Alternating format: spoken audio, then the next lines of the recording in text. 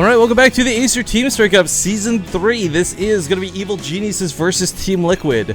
There's no score between the two teams, but it's a best of 9 between these two teams, at least on the in-game overlay. It is currently 1-0 in the favor of Evil Geniuses, and yeah, we'll see how this one goes. Spawning here at the top left of Ultra Team Stronghold, this massive map, it's going to be the blue Protoss player representing Evil Geniuses, JYP. And his opponent to the lower left, playing for Team Liquid, a handsome fella to say the least, the red Zerg player, Liquid Snute. Hey Rifkin, do you got a man crush on Snute or something? Nah, Snute's just a really nice guy, and I do enjoy watching him play, because he's kind of get this real... like, people are saying he plays like a robot. Other people are saying he's really emotionally, like, invested as a player. For me, when I watch Snute play, I kind of imagine him just... one hand in the air, free balling it on the mouse, just having a good time, because the reality is, him and TLO probably have some of the more fun playstyles of Zerg to watch, and while he's not nearly as creative as his teammate TLO, Snute can do some really cool things, that's for sure.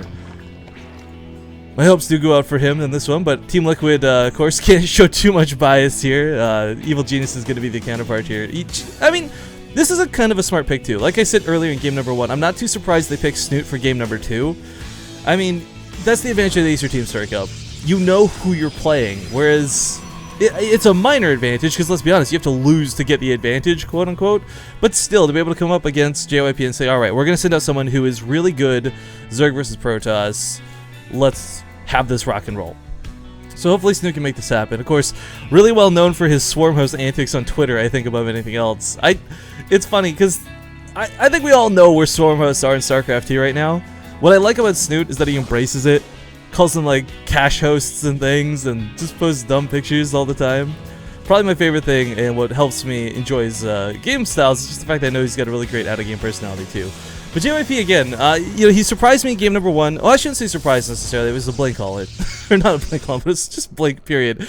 And it's not easy to hold as a Terran player.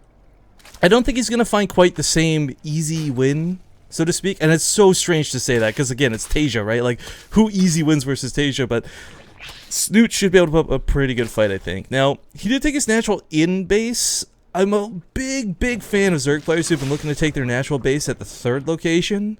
Hang on, I'm watching for the probe today. Watching for the probe today. First blood. Anyways, the reason I was going to talk about it, Snute does take the earlier 3rd anyways. I do like it when Zerg players take the quicker natural out here, though, because the sooner you start mining off of this, it's so much better. Like, let's fast forward, say, 20 minutes in the game, and bases are starting to mine out.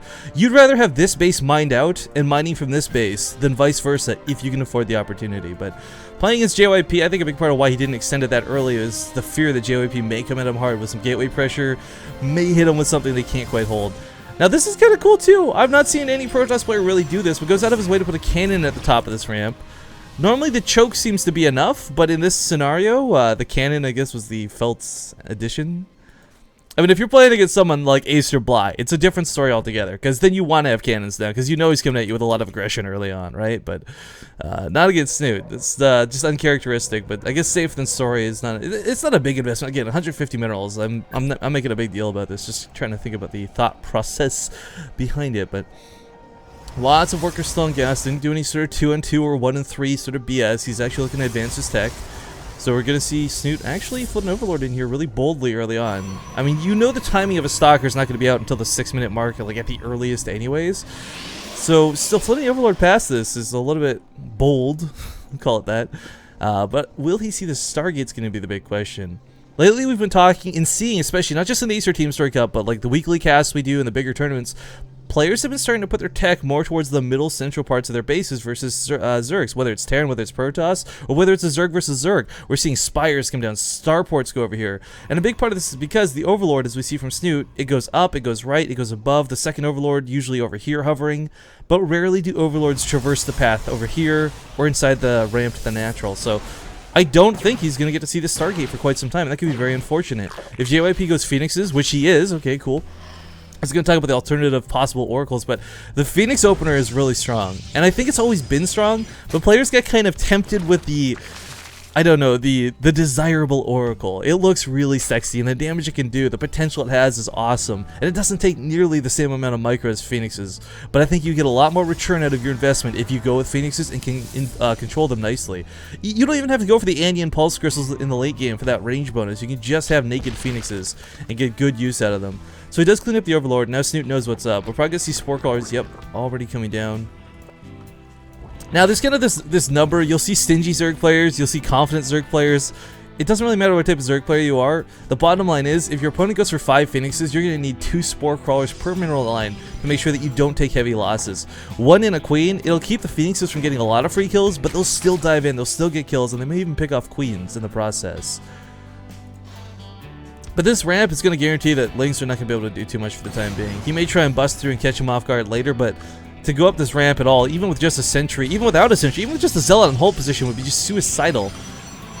But the robo facility's been started up behind this, so we'll probably see JYP start transitioning into that robo tech, as you do want to eventually have Colossus out. When you open with a Phoenix opener like this, you know your opponent's going to get Hydralisks. It's almost a guarantee. But Snute instead investing in a lot of Queens right now, not uncharacteristic of him at all, as he does go Queen heavy because he likes his creep spread. That being said though, there we go, Layer's only just now on the way here at the natural base. Evolution Chamber's coming down too, so his upgrade's going to be a little bit delayed. Roach Warren's on the way, but he really needs to look at either getting a lot more Queens or getting some Hydralisks started. Cool Transfuse on the Overlord to keep it alive. It's the subtle things. Some Zealots being warped in here though. This pylon from JYP is going to be very deadly. Those Lings are across the map, they need to be home. But the problem with Ultra Seam is it's so big, they may not get home in time.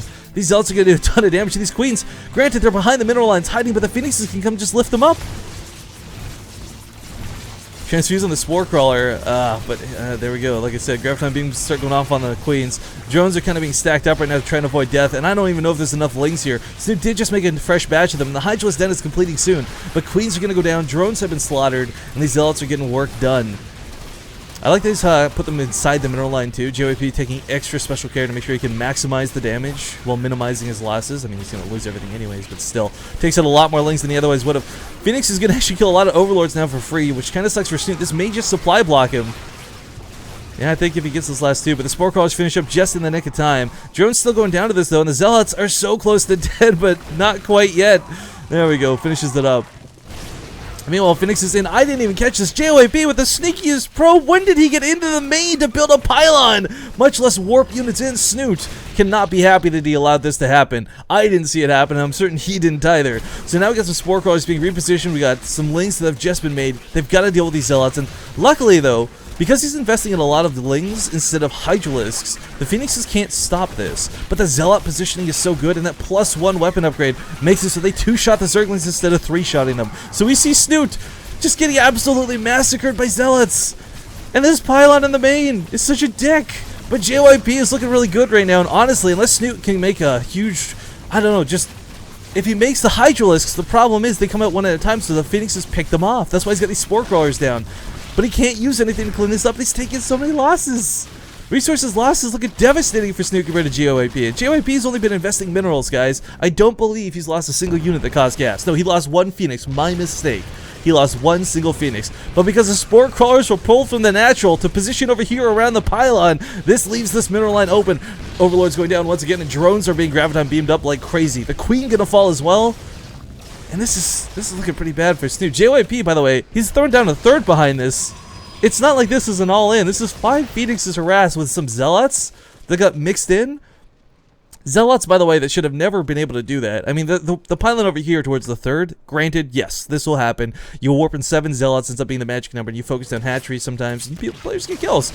But the one in the main for Snute, that's the devastating, that's the killing blow, so to speak, almost, but looking to go for a counterattack. If he can knock down the 3rd, he'll buy himself some time to get back in this game, but I don't think he's going to be able to do that. There's sentries here. There's a Colossus out. There might not be immortals with his army, but there's enough stalkers and sentries to scare these roaches away. And let's not forget the Phoenixes. Yeah, they can Graviton beam up the roaches, pick them off one at a time.